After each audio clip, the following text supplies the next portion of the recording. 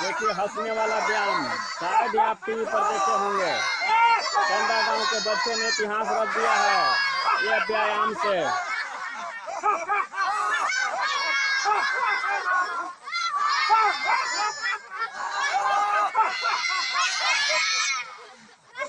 देखिए बच्चों ने हंस हंस का अपना शरीर का सारा व्यायाम के द्वारा, ये शायद ही आपको टीवी पर मिलेगा। हम जहाँ तक देखे हैं किसी चैनल पर इस तरह का व्यायाम नहीं मिला है।